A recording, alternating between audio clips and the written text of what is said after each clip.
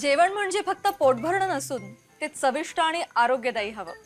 म्हणूनच साई जीवन cold pressed oil बनवलंय सर्वोत्तम शेंगदाण्यांपासून. ना केमिकल्स ना उष्णता, झिरो कोलेस्ट्रॉल आणि ट्रान्स फॅट फ्री. प्रत्येक थेंबात शुद्धता, चव आणि आरोग्य. म्हणजेच तुमच्या हृदयासाठी आणि कुटुंबाच्या आरोग्यासाठी उत्तम. आजच साई जीवन निवडा, कारण आरोग्याला शॉर्टकट नसतो. पाण्यासाठी 13 गावातील नागरिकांनी काढला घागर मोर्चा.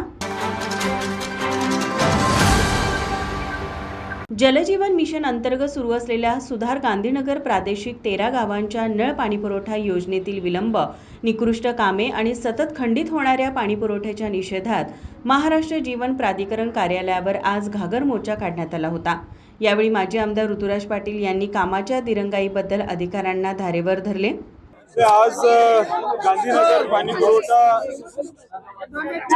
गांधीनगर पाणी पुरवठा योजनेच्या दिरंगाईसाठी घागर मोर्चा हा आम्ही MGP ऑफिसवर या ठिकाणी घेऊन आलो होतो.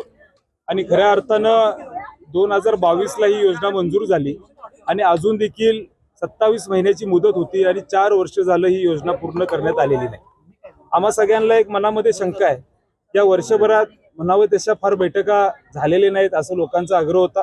आमचे सर्व प्रमुख, सर्व सरपंच, प्रत्येक गावातील सदस्य आमच्याकडे आले, आदरणीय बंटी साहेबांना भेटले, मला भेटले आणि आमच्याकडे त्या ठिकाणी मागणी केली की तुम्ही ही बैठक त्या ठिकाणी घेतली पाहिजे, कारण 4 वर्ष झालं हे काम पूर्ण होत नाही असं आमच्या सगळ्यांच्या समोर येते.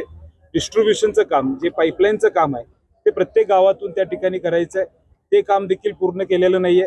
रस्ते उकरतात, लोकांना त्रास होतो, त्याचं देखील ते रिस्टोरेशन करत नाहीत आणि मग अशा अनेक अडचणी आहेत हे आम्हा सगळ्यांच्या समोर आम्हाला या माध्यमातून दिसतात.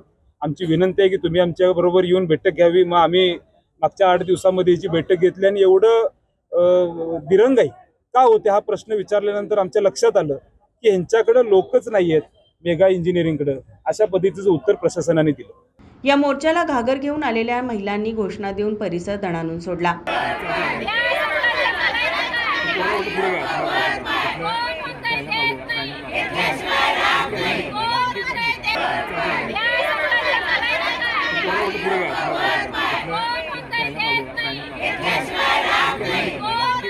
संबंधित अधिकाऱ्यांनी लवकरात लवकर काम पूर्ण करण्याचे आश्वासन दिले असून काही दिवसांचा कालावधी लागणार असल्याचे सांगितले.